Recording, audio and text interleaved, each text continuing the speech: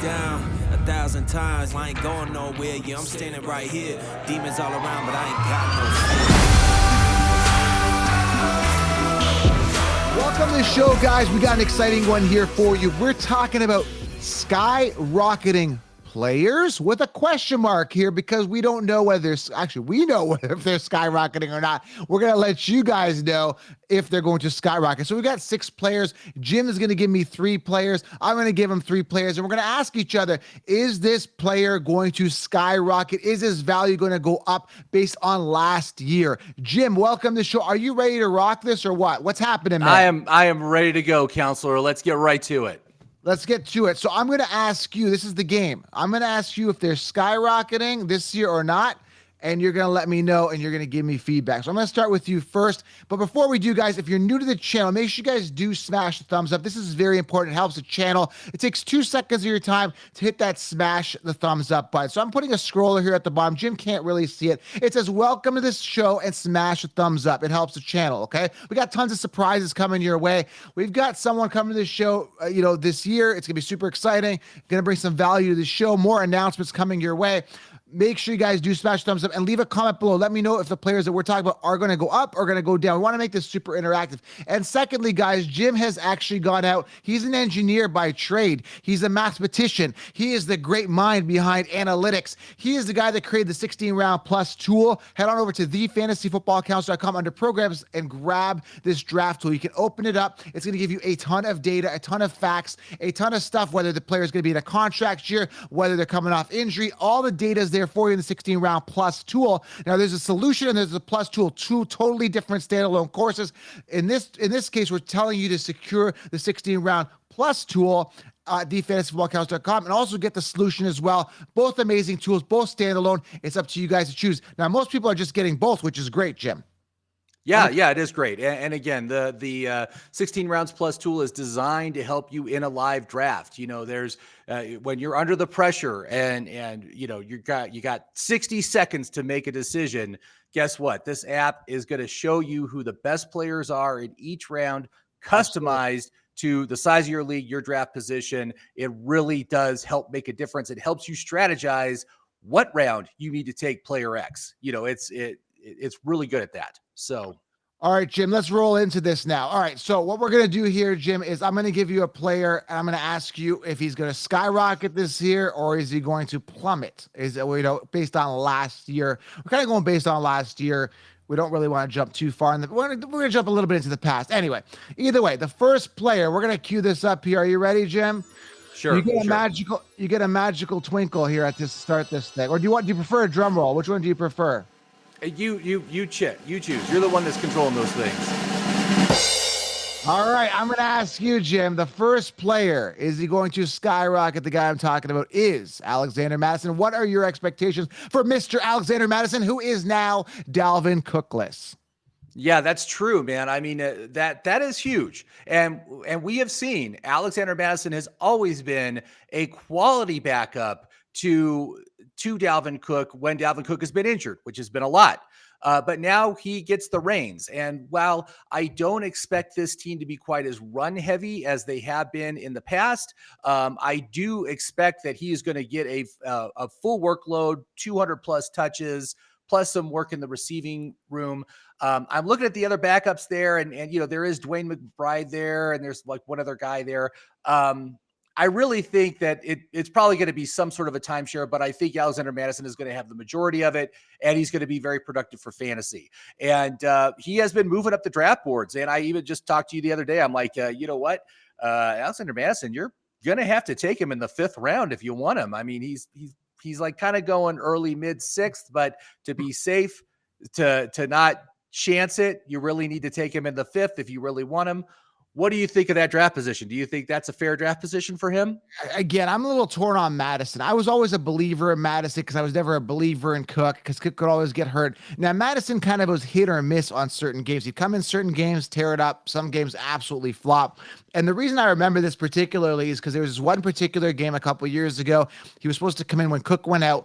Came in, absolutely put up a dud. I think he put up like 3 points. I ripped into him on social media, and then he came back and ripped into me and said some things, and we went back and forth. So he didn't wow me in certain games. Now, my concern is he's never been the workhorse guy and he's a backup. My concern is, can he take that role? It's very rare. It's an anomaly that a backup comes in and really tears it up. We saw it with Austin Eckler again, but this is very rare. So I'm not sold on him. I'd rather stash McBride later and hope that he could eventually take this over.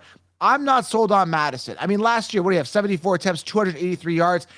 Cook was the main guy. So now you're telling me after 5 years, I don't know what season he's in now, whatever.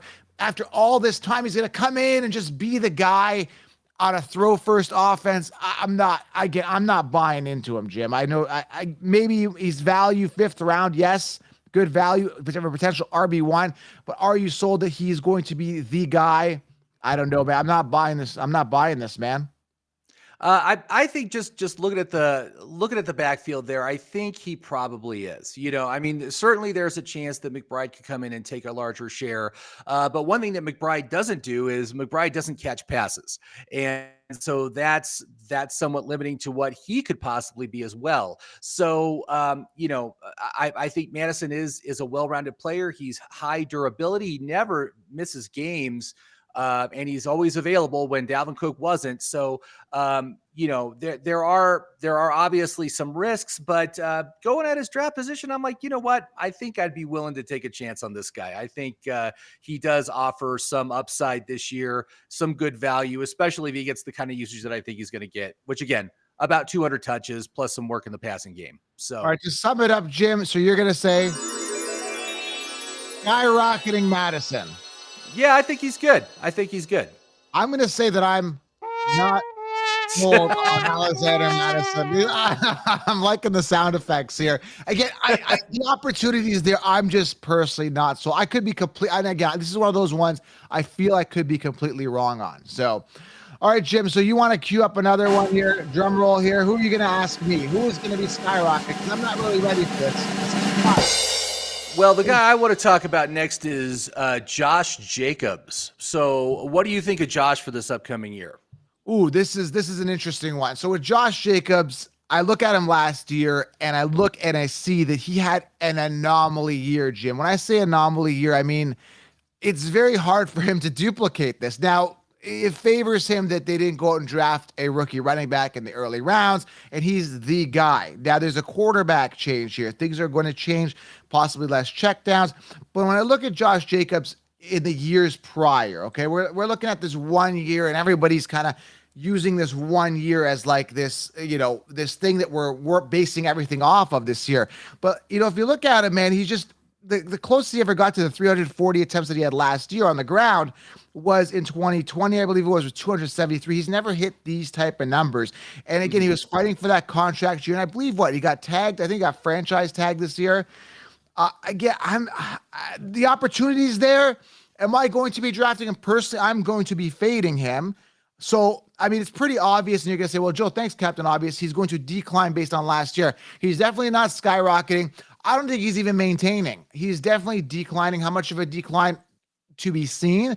And just for the fact that I'm like 90% certain there's going to be a decline, I am going to 100% fade him, Jim. I got to play the sad trumpet for this. Yeah.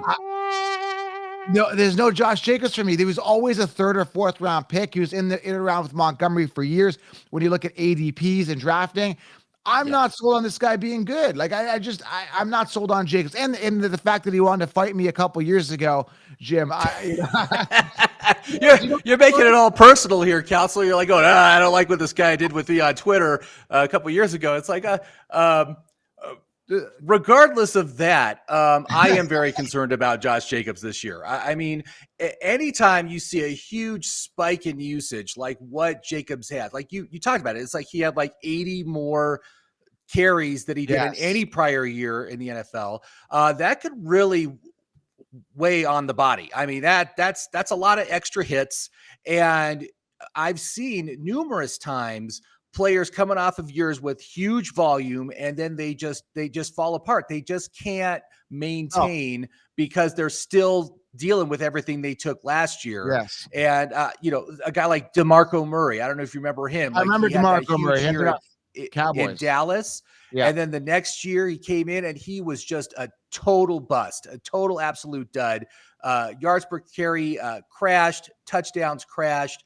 And I'm really afraid that that's what we're going to see from Josh Jacobs. The only guy that can handle that kind of a workload and come back to next year stronger than ever is Derrick Henry, right? King Henry is the only guy that can do it. I think I am not touching Josh Jacobs this year, especially for where you got to take him. I mean, he's going early second round, and I just can't imagine it. And I just can't imagine taking him that early. And there are much better options for both running backs and wide receivers at the point he's coming off the board. So I'm also like, no thanks. That rocket's crashing. Yeah, I'm definitely gonna fade him as well, for sure. Again, way too expensive for a guy that's always been like a third round pick. I'm just pinnacle year, 100% decline. There's no way he's gonna duplicate those numbers. So some people, may think he's staying the same, slight decline. I think significant decline. All right, since we're talking about skyrocketing players, I thought that there would be a player that encompasses what a skyrocket would potentially be this year. So I came up with a guy. I'm going to ask you him. But before I do, I have to do an intense drum roll for this one because I think there's a potential huge skyrocket. And by the way, I'm going to be adding sound effects as we're getting more into the season here. And, we're getting into prime time because I'm going to be sick of this drum roll here. But we need like a skyrocket sound. We should have got a skyrocket sound, Jim. I'm a little upset I didn't prepare for this. But either way, drum roll. This guy, defines what a potential skyrocket could be. And I got to build this up, Jim. All right. Ready? Sure. Calvin Ridley, is he going to skyrocket this year coming back from his betting? He's a betting man, but are we betting that he's going to be a player that's going to hit the moon this year? Yeah, I gotta say, I do love Calvin Ridley, and I think his upside is tremendous. We've seen what he's been able to do in the league already, but unfortunately, that was 3 seasons ago. 2 seasons ago, he walked away from football because of mental health issues, and then last year it was the betting scandal, and he got suspended for the full year. Yep. And so a lot of people are like, "Ooh, is he really gonna?" Is he really going to do it? Is he going to be able to come back and play like he used to? And, the guy's still young. I believe he is still 27 years old. He is now moving into a much better situation as far as his quarterback goes. We've got Trevor Lawrence there. And T-Law. Again. T-Law. Yeah. And the formula for getting a team to the Super Bowl is exactly what Jacksonville is doing. They've already surrounded Trevor Lawrence with a ton of great talent. There's, Kirk, there's Engram, there's who's the third guy? I'm drawing a blank on his name right now. The third receiver, they got Etienne.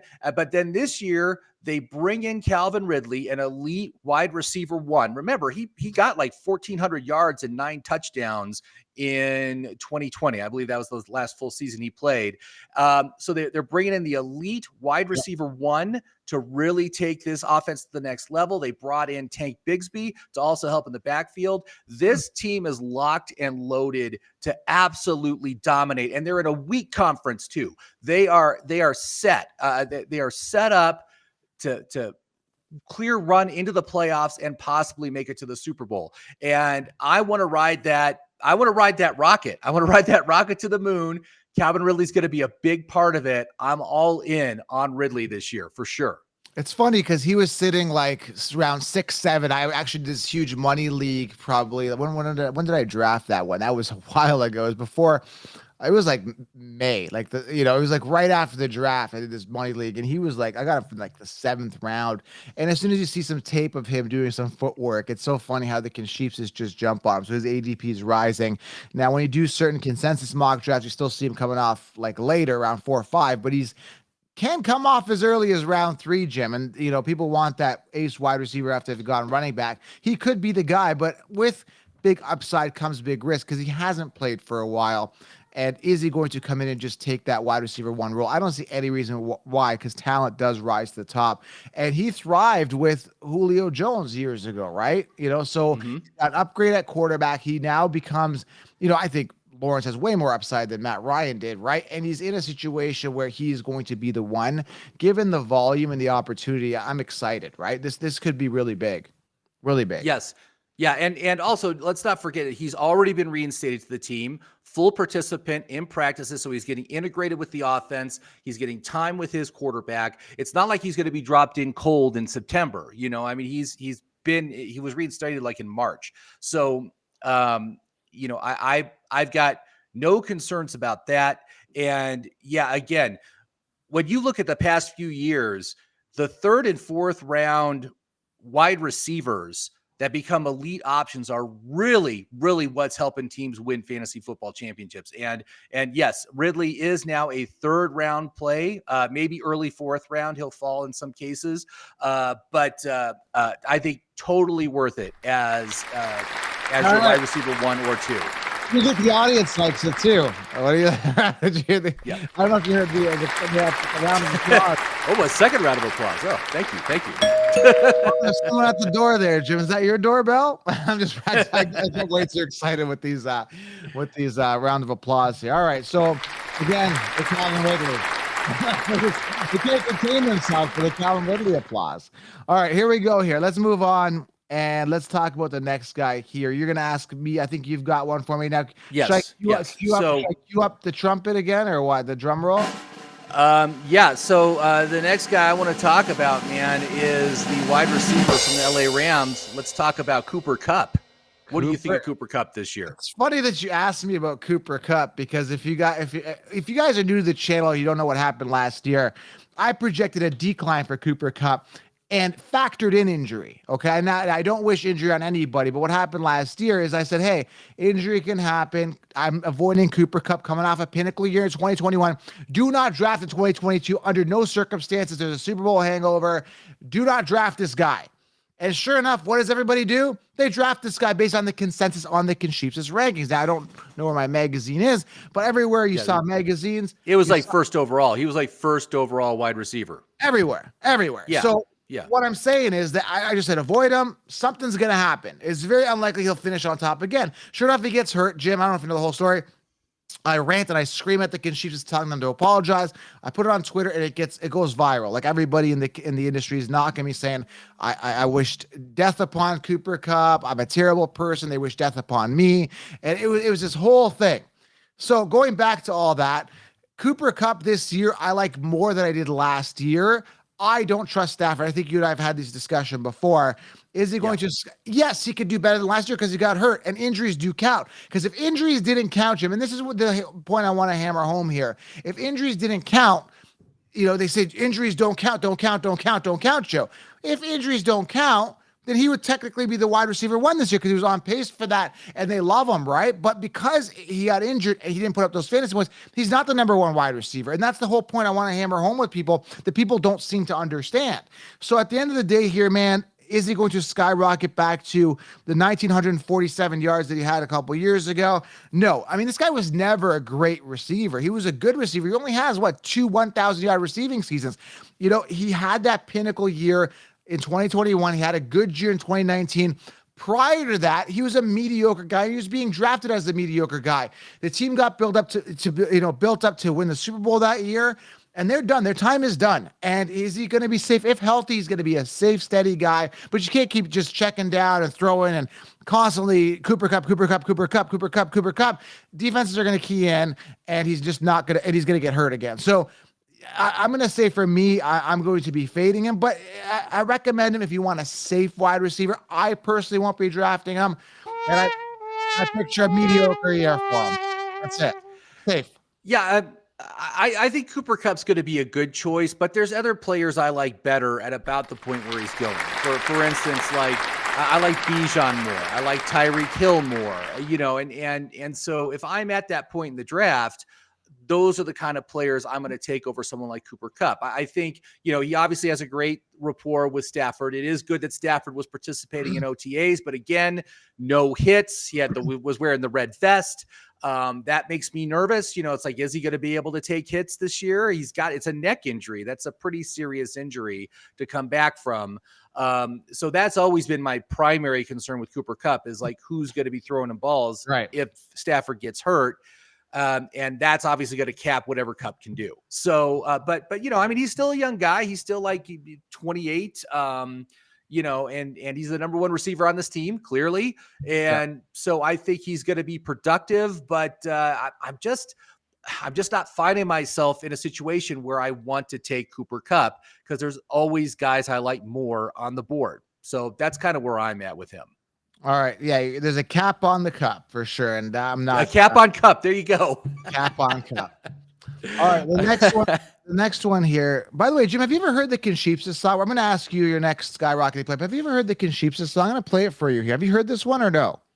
I don't know. I'm going to play it for you. Let's just have some fun here. Now, if you guys have not heard the Conchipsa song, now is your time to listen. I'm going to play this. Now, this song, because the Conchipsas always come at me, right? We talked about that whole thing now with Cooper Kupp and how I went viral and they were ripping into me. So they come at me. So there was a guy years ago, he created the Conchipsa song. So you're going to listen to this I think you'll like it, Jim. You ready for this? Sure. It's a 30-second song, guys. If you're in the car, enjoy, tap to the beat, enjoy, here we go.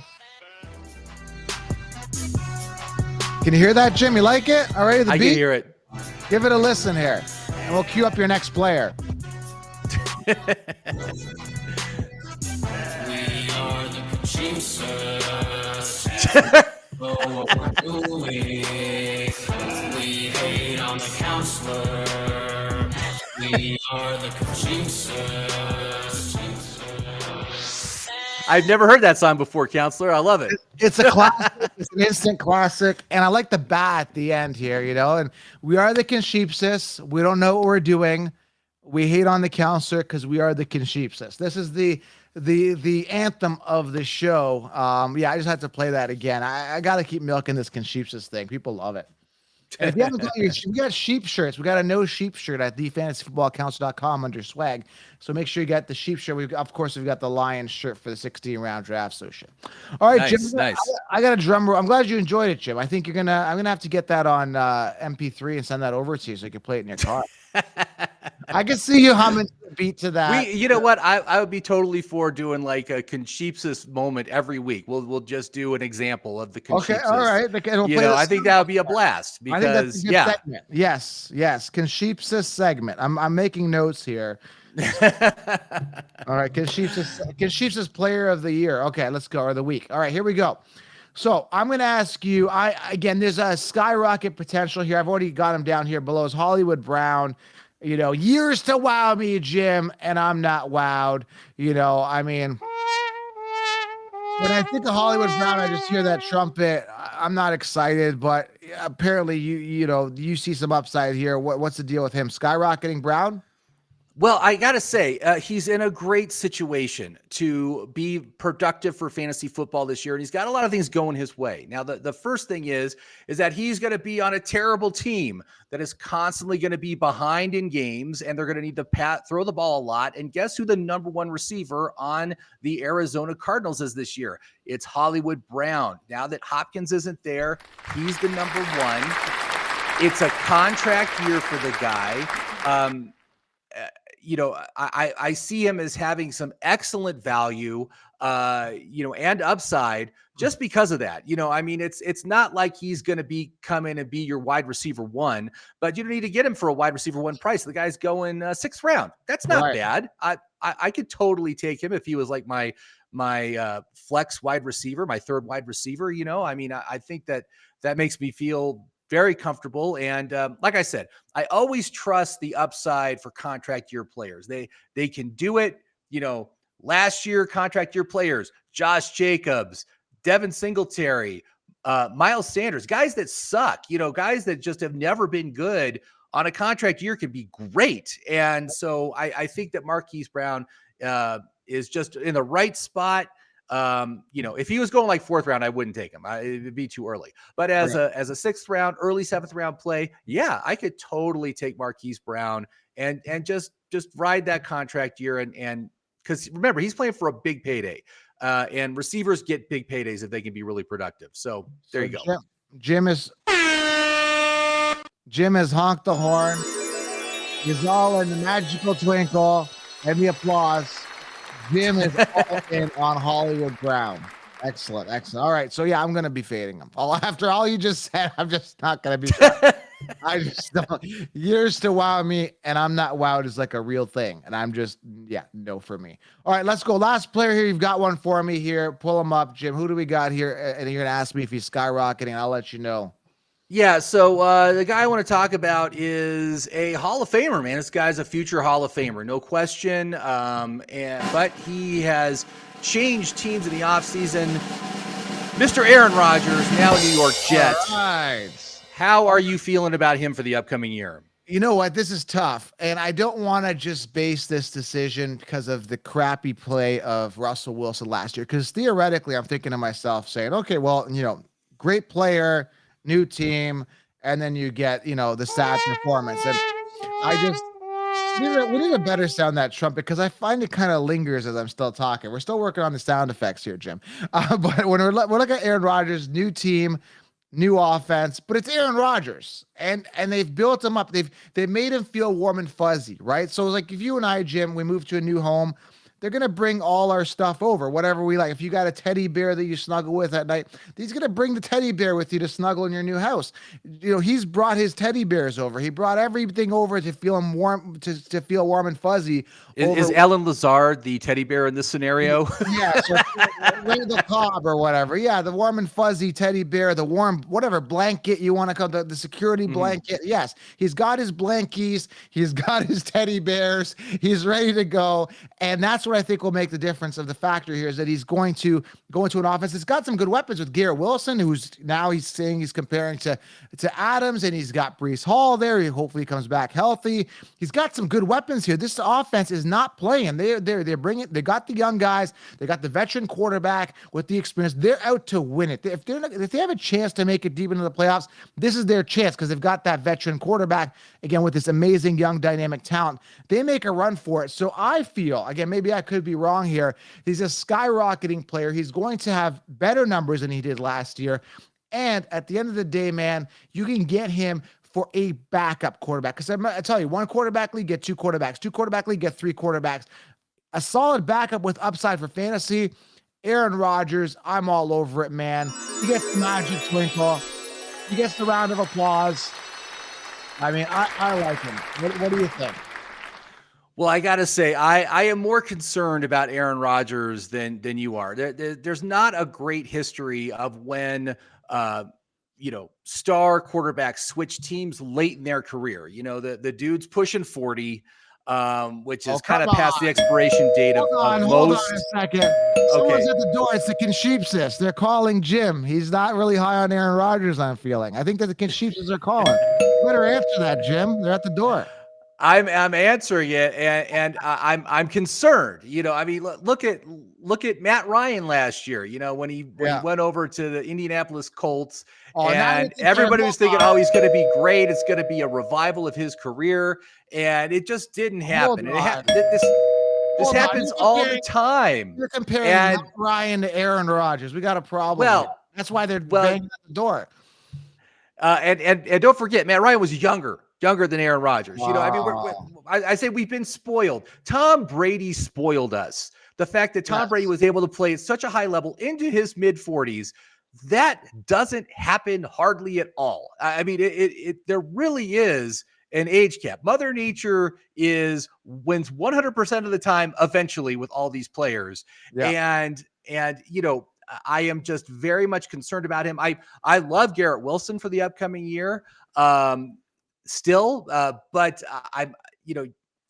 I'm just afraid if the wheels come off and he just becomes a game manager, it's just going to be very disappointing. And there's some other late round QB2s that I'm much more interested in that I think could be better. That's where I'm at with it. So right now, are you hearing the song? I've got you zoomed in full screen. I'm playing the Kinshipsis song here for you, Jim. I don't think Aaron Rodgers is so much, I don't think the Kinshipsis are saying that you shouldn't draft Aaron Rodgers. He's still pretty highly ranked on the board. I mean, he's going like QB 14, QB 15, something like that. He's still pretty early. But, like I said, I just feel there are better quarterback options on the board at the point where he's going off the board that I would be more interested in because I think they have more upside. So in other words, that's where I'm at with him. In other words, you hate Aaron Rodgers this year.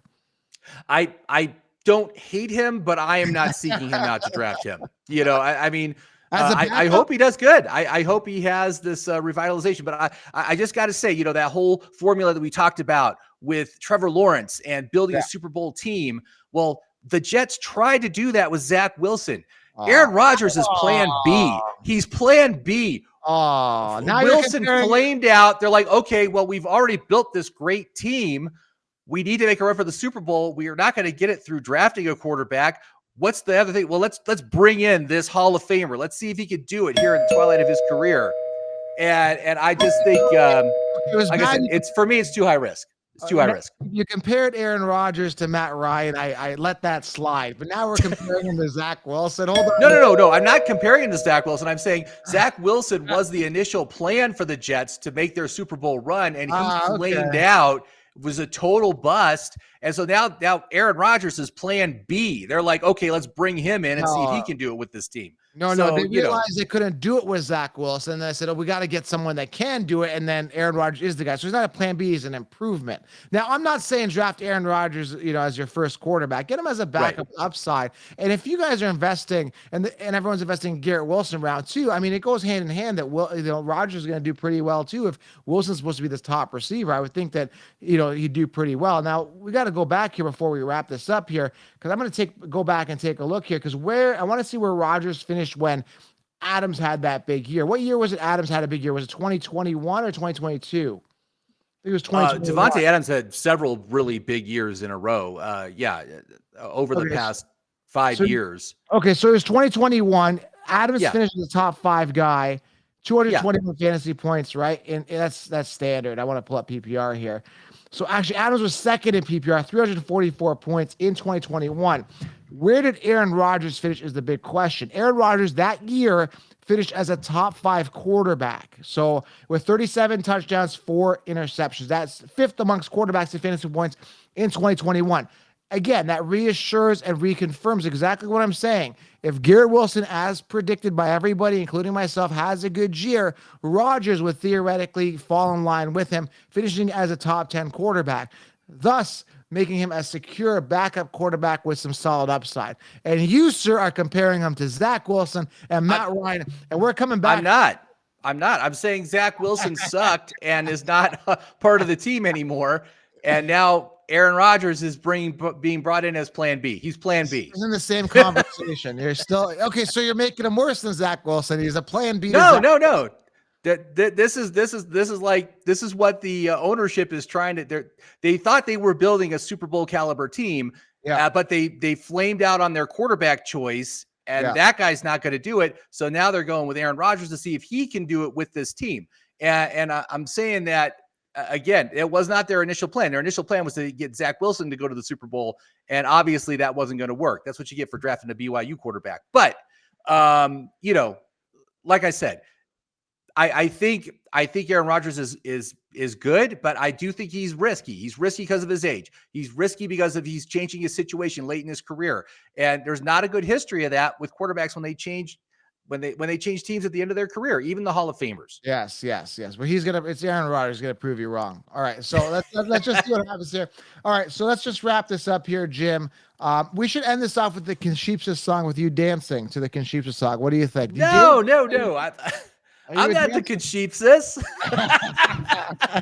Just for this last segment of the episode, you get to play the game. Actually, we've actually got a Conchipsas puppet we should be bringing into the show as well. Stay tuned for that. Yeah. You still got that thing? It's Connor the Conchipsas. Yes. Connor the Conchipsas. There you go. All right, Jim. Thanks. Anything else you want to say about skyrocketing players before we wrap this up and say bye to everybody? No. I mean, I think, like I said, I like some of these guys and I don't like other guys. I think we were generally in agreement for most of them, but there were a few that we differed on, Kind of blew up at the end. You you're making fun of Rodgers. I'm sorry, I didn't mean to insult you so bad with Aaron Rodgers. I'm just telling you my feelings regarding him. I'm concerned, but like I said, I appreciate that you're so enthusiastic about Rodgers bouncing back nicely this year. I hope he does. Again, the Garrett Wilson thing is getting me. I'm in on Garrett Wilson. I gotta stick with the grain here with Aaron Rodgers on this. So yeah. All right, that's it for the show. We're gonna roll out here with the Conchipsa song, I think. What do you think? Roll out with that song? Sure. Let's go. All right, guys. Thanks for being here. And do not, I repeat, do not be part of the Conchipsis. Do not let them take over your brain. Do not let them hijack you. We're rolling out. All right, Jim. We're out.